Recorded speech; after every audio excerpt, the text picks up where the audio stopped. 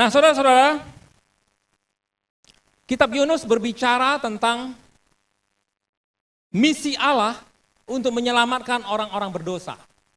Secara khusus, menyelamatkan bangsa yang bukan Israel.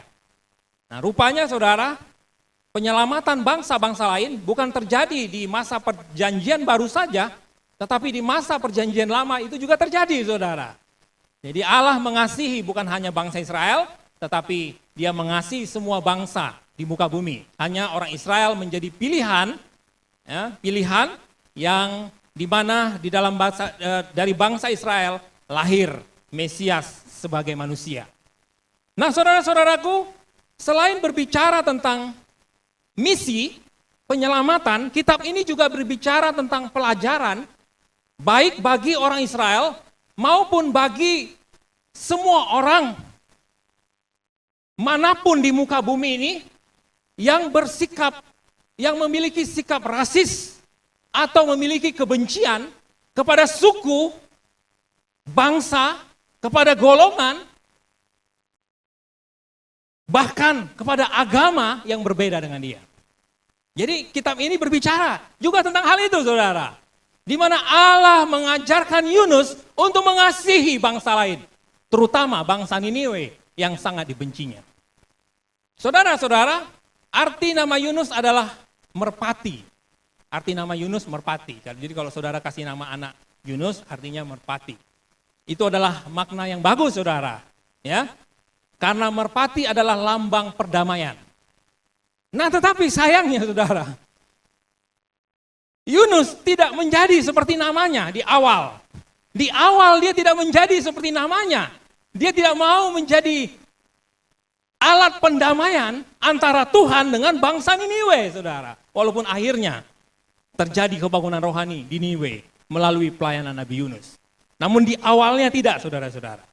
Nah, saudara-saudaraku, kembali kepada sikap rasis, kepada sesuatu yang kita lihat, kita dipertontonkan kepada sesuatu yang sifatnya radikalisme, rasis, kebencian kepada bangsa lain, kepada suku lain, kepada golongan lain, kepada agama lain, saudara. Saudara, kita sering disebut kafir, ya, saudara. Ya. Saudara mungkin pernah mendapat sebutan kafir. Tidak salah, saudara. Karena kafir menurut agama saudara sepupu kita adalah orang yang tidak percaya kepada kerasulan Nabi Muhammad. Jadi tidak salah, kita kafir. Tetapi sebenarnya kita sama-sama kafir, saudara. Kita kafir menurut saudara sepupu kita, mereka juga kafir menurut kita, saudara. Jadi kita sama-sama kafir. Istilah kafir bukan hanya ada di dalam kitab suci mereka, tetapi di perjanjian lama, kata kafir diterjemahkan dari kata goyim. Goyim itu, saudaraku, menunjuk kepada bangsa-bangsa yang bukan Yahudi. Jadi semua bangsa yang bukan Yahudi, kafir, saudara. Ya. Kemudian di perjanjian baru, ada juga kata kafir yang digunakan Rasul Paulus, yaitu etnikos. Etnikos itu, saudaraku, bukan hanya orang yang tidak sekeyakinan dengan kita. Tetapi Rasul Paulus mengartikan etnikos, maknanya adalah orang-orang Yahudi yang tidak hidup menurut ajaran Yahudi. Atau orang Kristen yang tidak hidup menurut ajaran Kristen. Dengan kata lain, saudara, Kristen KTP, Kristen yang tidak sungguh-sungguh, kafir juga, saudara. Ya, jadi tidak hanya yang berbeda agama, berbeda keyakinan dengan kita. Tetapi orang Kristen yang tidak sungguh-sungguh, kafir juga, saudara. Nah, tetapi, saudara, kita tidak diajarkan untuk menyebut orang kafir. Walaupun mereka kafir menurut kita tidak diajarkan menyebut mereka kafir. Karena kafir itu bahasa yang termasuk kasar, saudara. Yang menyebut sebuah perbedaan. Kamu berbeda dengan saya, kamu kafir. Tetapi, saudara, kita memanggil mereka, siapa saja, sebagai saudara. Yang harus didoakan, yang harus dikasihi, yang harus dijangkau, saudara. Kita saudara yang sudah percaya, mereka saudara yang belum percaya. Sama-sama saudara. Karena itu kita harus menjangkau mereka, harus mendoakan mereka, harus mengasihi mereka.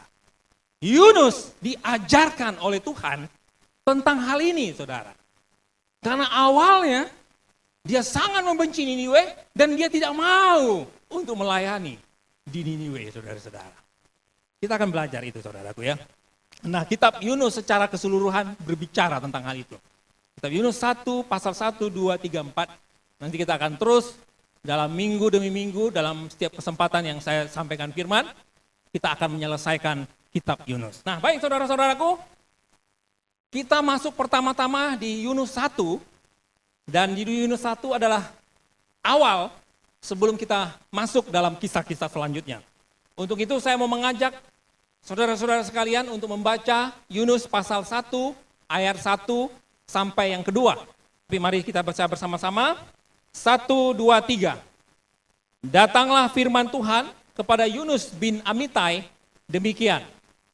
Bangunlah, pergilah ke Niniwe, kota yang besar itu. Berserulah terhadap mereka karena kejahatannya telah sampai kepadaku. Tetapi Yunus bersiap untuk melarikan diri ke Tarsis, jauh dari hadapan Tuhan. Ia pergi ke Yapo dan mendapatkan di sana sebuah kapal yang akan berangkat ke Tarsis. Ia membayar biaya perjalanannya, lalu naik kapal itu untuk berlayar bersama-sama dengan mereka ke Tarsis, jauh dari hadapan Tuhan.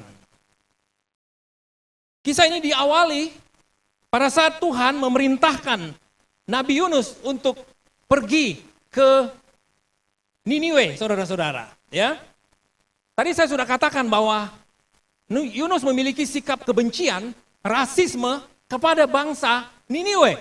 Kenapa saudaraku? Karena bangsa Niniwe adalah bangsa yang terkenal kejam.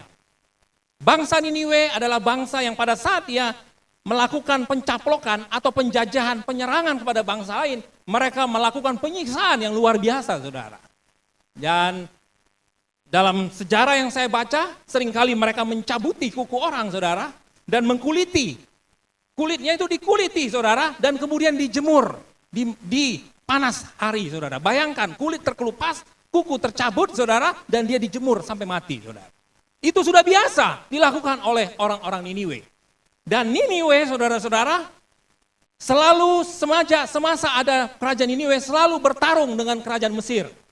Nah, repotnya saudaraku, yang apesnya bangsa Israel ada di tengah-tengah antara Niniwe dengan Mesir. Jadi setiap Niniwe mau menyerang Mesir, mereka selalu melalui bangsa Israel, kerajaan Israel. Dan pada saat mereka lalui saudaraku, mereka melakukan perampokan, pemerkosaan, pembantaian selagi mereka melakukan perjalanan ke Mesir. Itulah yang dilakukan oleh Niniwe. Dan sejarah mencatat saudaraku bahwa keluarga Nabi Yunus dibantai habis oleh orang Niniwe. Itu sebabnya saudaraku, Yunus membenci bangsa Niniwe. Pada saat dia diperintahkan Tuhan pergi ke Niniwe, saudaraku, akhirnya dia tidak mau, saudara. Ya, Alkitab katakan, saudara, bagaimana di sini dikatakan, Yunus bersiap untuk melarikan diri ke Tarsis, jauh dari hadapan Tuhan. Tarsis ini berbeda dengan Tarsus. Tetapi Tarsis menurut para ahli adalah sebuah daerah di Spanyol, saudara. Saudara-saudara, ini adalah Yafo atau Yope. Kalau di perjanjian baru dikenal dengan sebagai kota Yope. Di sanalah Rasul Petrus mendapat penglihatan, saudara ya.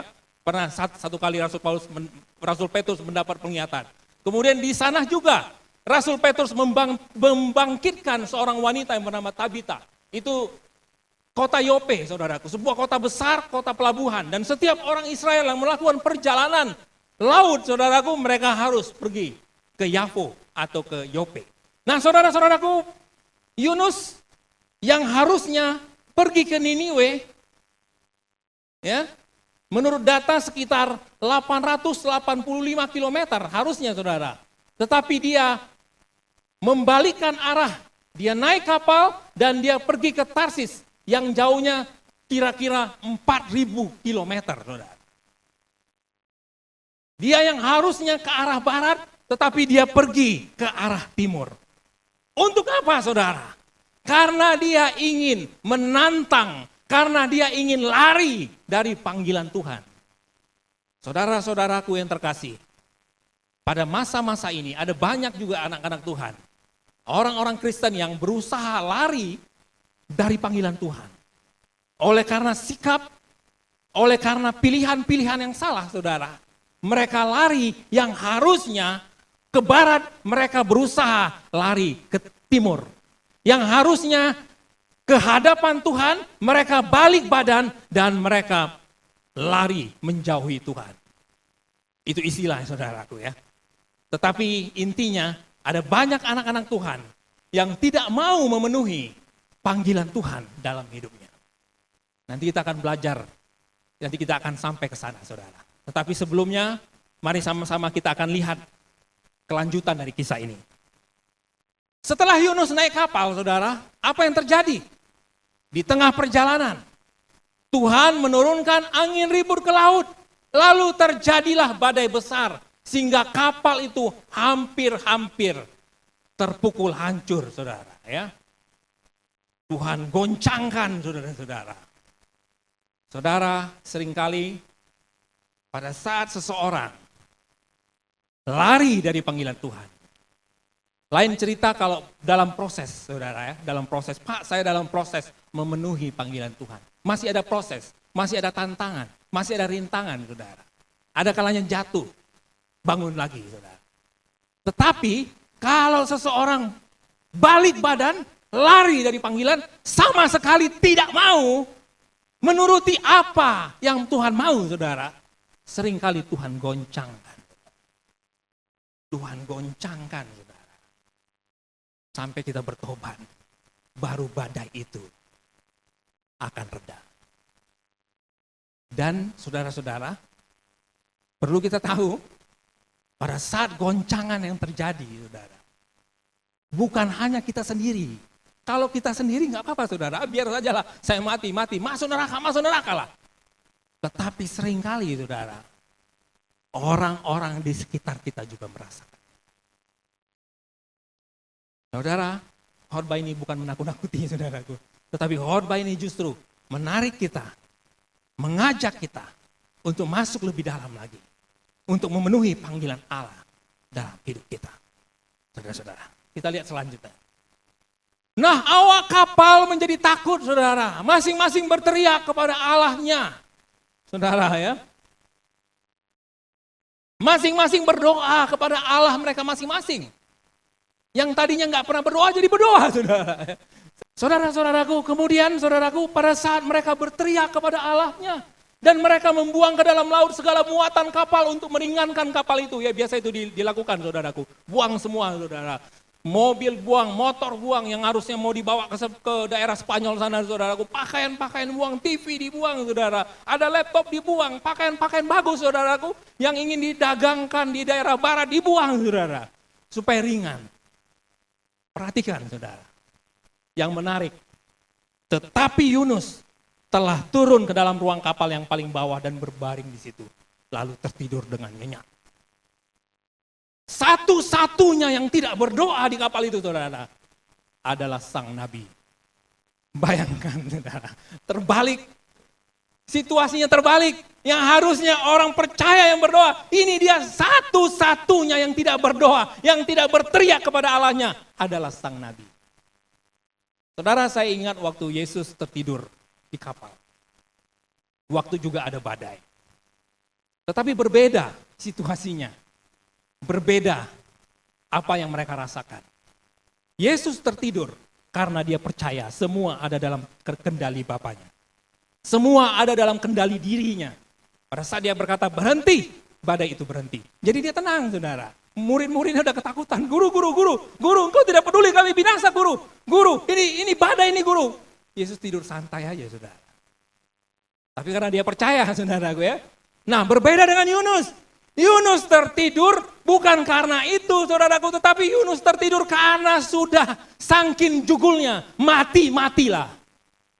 Karena Yunus sudah gak peduli saudara. Lebih baik dia mati daripada dia melayani bangsa Niniwe yang dia benci. Saudara-saudara hati-hati. Seringkali kebencian membuat mata kita gelap. Seringkali rasisme membuat mata kita buta. Anak-anak Tuhan diajar untuk mengasihi, bukan membenci. Nah saudara-saudara, Yunus tertidur. Kemudian apa selanjutnya? Datanglah nahkoda, mendapatkan sambil berkata, bagaimana mungkin kamu tertidur nyenyak?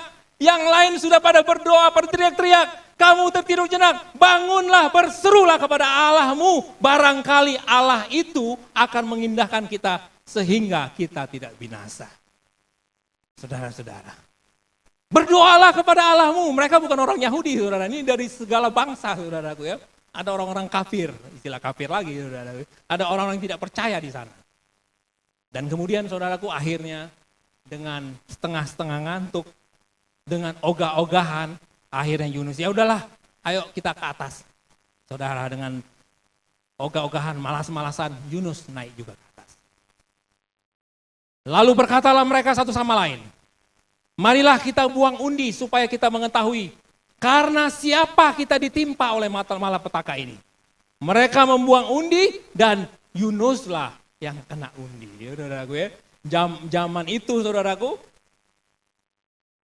buang undi ini masih berlaku saudaraku. Seringkali mereka percaya ya, siapa yang dapat undi dialah orang yang menjadi penyebab. Kalau sekarang jangan saudaraku ya, nanti ada keluarga kita apes, nah, ayo istriku, anak-anak, kita duduk berlingkar. Sekarang kita buang undi, ini kata bapaknya nih. Kalau jatuh kepada siapa, dialah yang buat sial keluarga kita. Oh saudara-saudara, itu tidak saudaraku ya. Zaman sekarang tidak berlaku lagi. Tapi zaman itu saudaraku, dan terbukti kenyataan, Yunuslah yang kena undi. Karena memang dia, dan akhirnya mereka bertanya. Berkatalah mereka kepadanya, hai beritahulah kepada kami, karena siapa kita ditimpa oleh malapetaka ini? Apa pekerjaanmu dan dari mana engkau datang? Apa negerimu dan dari bangsa manakah engkau? Karena mereka tidak saling kenal. Waktu Yunus naik, dia sebagai penumpang dan dia bayar. Tadi Alkitab katakan, dia bayar untuk perjalanan. Kemudian sahut Yunus kepada mereka, aku seorang Ibrani. Aku takut akan Yahweh, ini katanya Yahweh saudaraku ya, diganti Tuhan. Yahweh Allah yang empunya langit, yang telah menjadikan lautan dan daratan.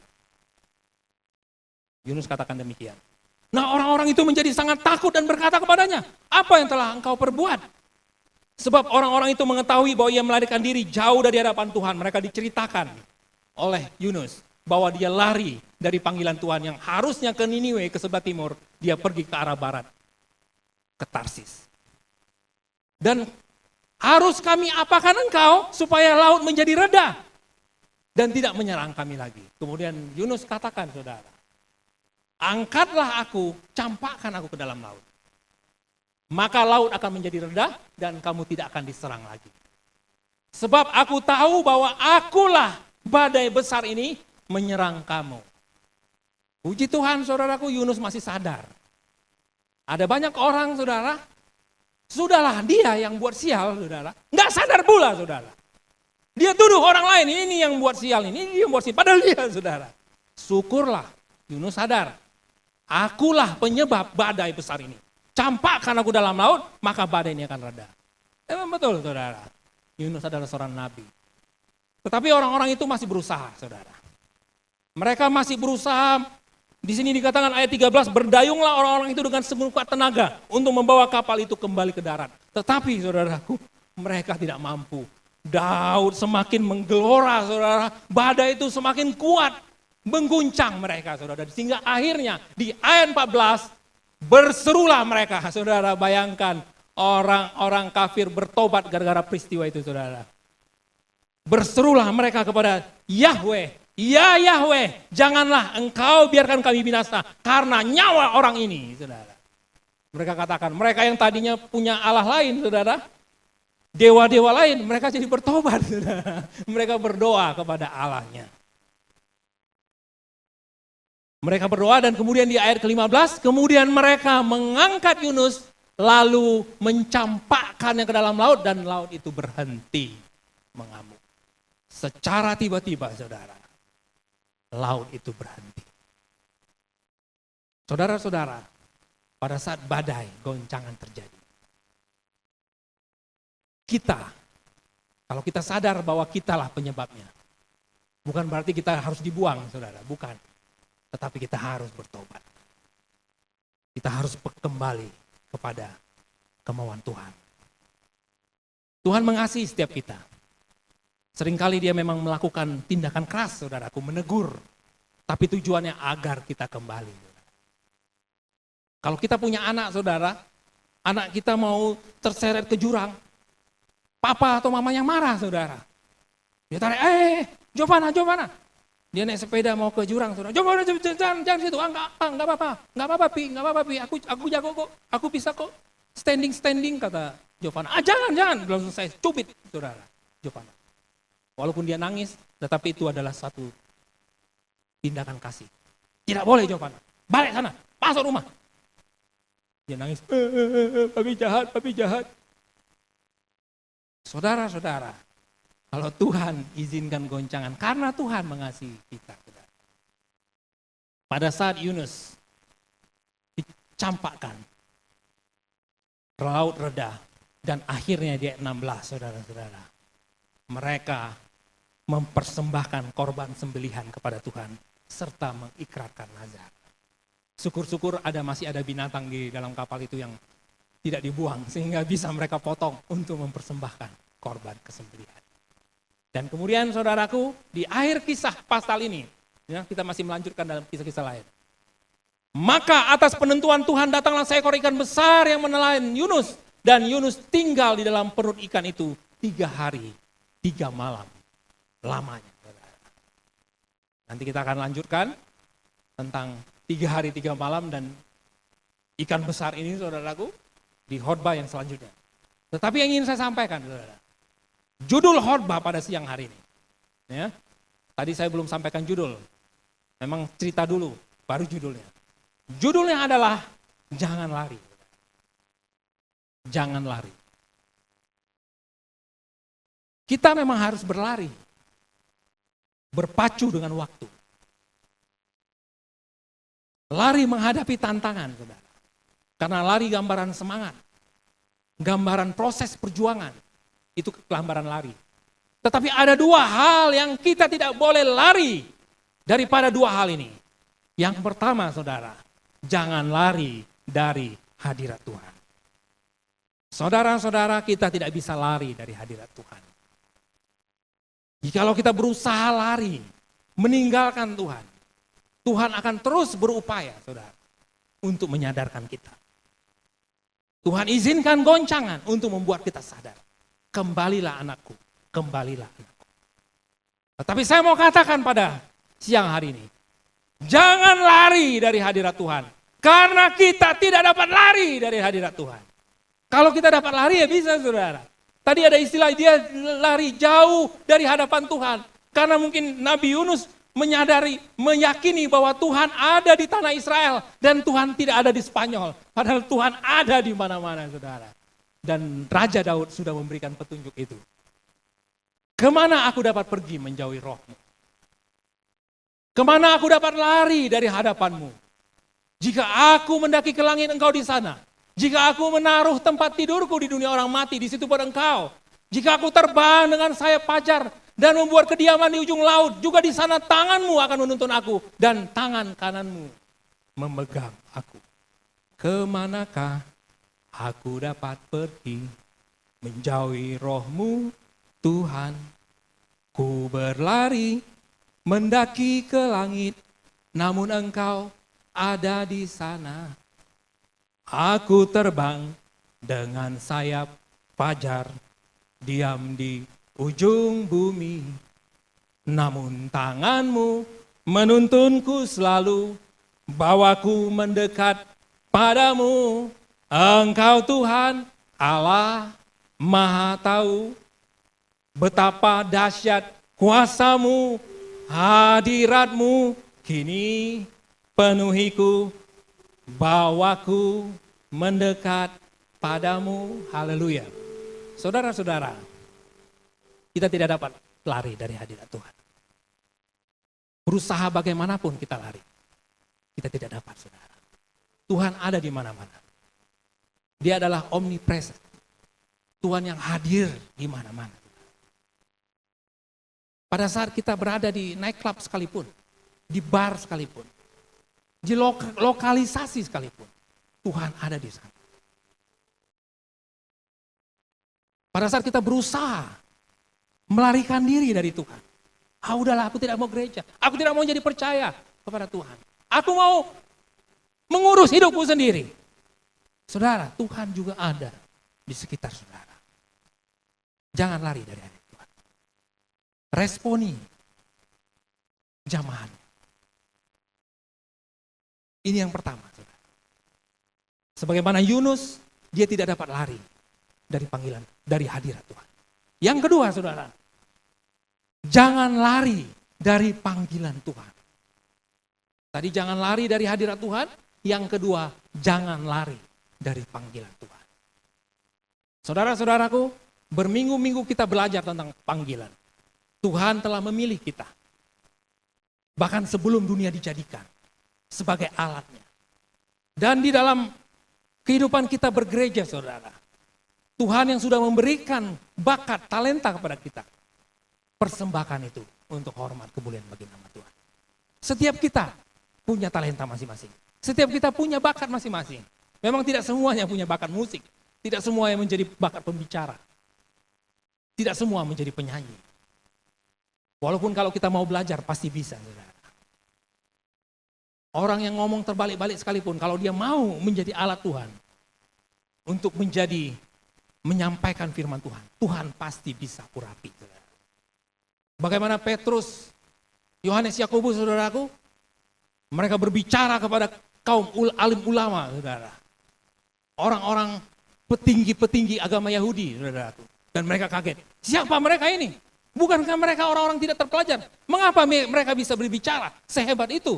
Saudara, karena Roh Kudus yang berbicara pada mereka. Hari ini, saudara, saya mau katakan, Tuhan panggil kita. Pertama, kita dipanggil ke dalam sebuah pertobatan. Kedua, kita dipanggil dalam sebuah pelayanan.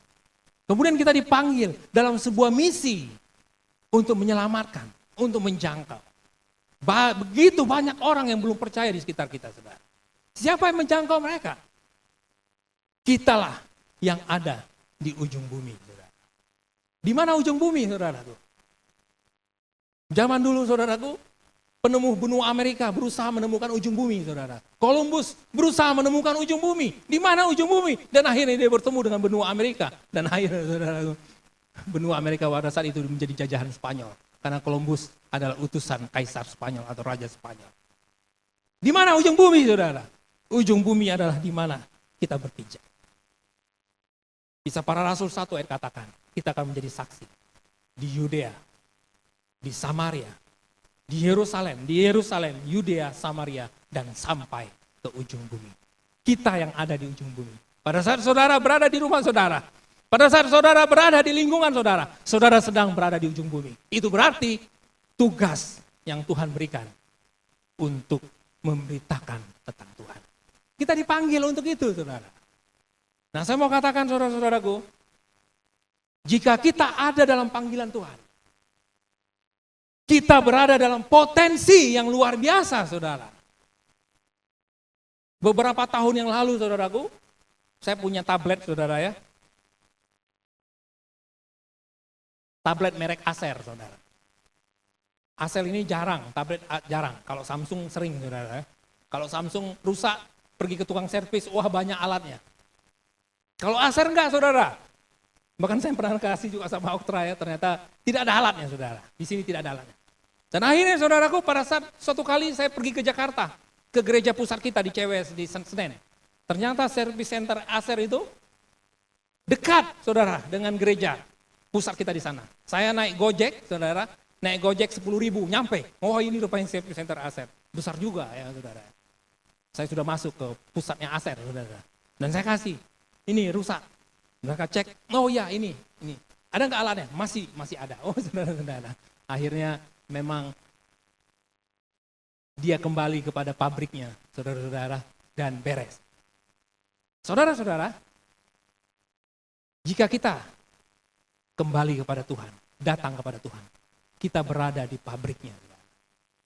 Pabrik kita siapa? Tuhan, saudara. Pencipta kita siapa? Tuhan, saudara. Tuhan yang memberikan kita talenta. Tuhan yang memberikan kita bakat. Dan pada saat kita datang kepada Dia, bakat itu akan menjadi semakin luar biasa, saudara. Karena Dia adalah pemilik, pencipta, dan pabrik kita, saudara. Jadi saudaraku, tidak ada kata yang tidak bisa, saudara. Wah Pak Jerry saya nggak bisa lah. Pak Jerry saya kalau melayani doa aja grogi, saudara. Itu wajar, kalau waktu pertama wajar, saudara. Tapi lama-lama kita akan terbiasa. Tapi yang pasti saudaraku, Tuhan panggil kita untuk melayani. Amin, saudara-saudara.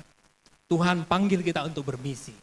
Tuhan panggil kita dalam sebuah hubungan yang intim dengan Tuhan. Dan pada saat kita datang kepada Tuhan, berada dalam panggilan Tuhan. Saudara-saudara, kita berada dalam potensi yang luar biasa, saudara. Ada seorang pakar katakan potensi itu bukan sesuatu yang sudah bisa kita lakukan. Tidak, itu bukan potensi. Sesuatu yang sudah bisa kita lakukan itu bukan potensi. Tetapi potensi adalah sesuatu yang bisa kita lakukan, tetapi yang belum kita lakukan. Jadi waktu Pak Adi berdiri di sini memimpin pujian dengan suara yang menggelegar, saudara. Itu bukan potensinya. Karena dia sudah bisa lakukan. Potensinya nanti, saudara. Pada saat dia memimpin pujian dengan suara menggelegar. Di gelanggang Bung Karno. Wah, luar biasa, saudara. Dia bisa lakukan, tapi belum dilakukan. Nah itu saudara, itu baru potensi saudara. Saudara, saya percaya ada banyak hal-hal yang lebih besar daripada saat ini saudara. Yang dapat kita lakukan bersama-sama dengan Tuhan. Seperti Yunus saudara. Yunus tidak menyangka pada saat dia berkhotbah saudara. Berkhotbah di Niniwe, di kota yang besar. Yang begitu besar sampai 3 hari perjalanan jauhnya. Yunus berkhotbah di sana, saudaraku, satu kota bertobat, saudara. Raja-rajanya bertobat. Dia katakan semua berpuasa, binatang-binatang juga berpuasa. Kebangunan rohani terjadi, belum pernah terjadi. Seperti itu, saudara, di perjanjian lama. Di masa-masa sekarang ada, pernah terjadi. Satu kota bertobat, ada, saudara. Di sini saya mau katakan, saudara.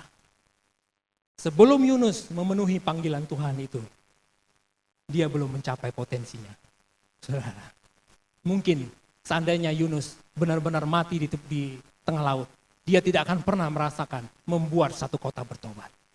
Saudara, sampai kita melangkah bersama dengan Tuhan, di dalam panggilan Tuhan, kita akan melakukan perkara-perkara besar dan ajaib. Amin, saudara-saudara. Kita melakukan perkara besar dan ajaib sebab Allah ada di dalam kita. Itu ayat firman Tuhan. Karena itu saudaraku, jangan lari dari hadirat Tuhan yang pertama. Yang kedua, jangan lari dari panggilan Tuhan. Saudara-saudaraku, Yunus pasal 1 berbicara tentang hal itu. Walaupun secara khusus, secara keseluruhan saya katakan tadi, bagaimana kitab Yunus adalah kitab yang mengajarkan untuk kita tidak bersikap rasis, kebencian kepada suku, bangsa, bahkan agama lain, saudara. Karena kita tidak membenci mereka, tetapi kita mengasihi mereka. Nanti kita akan belajar untuk selanjutnya. Tetapi di awal khotbah yang pertama saudaraku, saya mau katakan sekali lagi, jangan lari. Jangan lari dari hadirat Tuhan. Jangan lari dari panggilan Tuhan. Carilah hadirat Tuhan, kejar Tuhan, sehingga kita merasakan hadirannya lebih dan lebih lagi. Penuhi panggilan Tuhan. Kalau saudara masih samar-samar, Pak, apakah sih panggilan Tuhan dalam hidup saya? Saudara bisa datang kepada saya, kita sharing-sharing, saudara.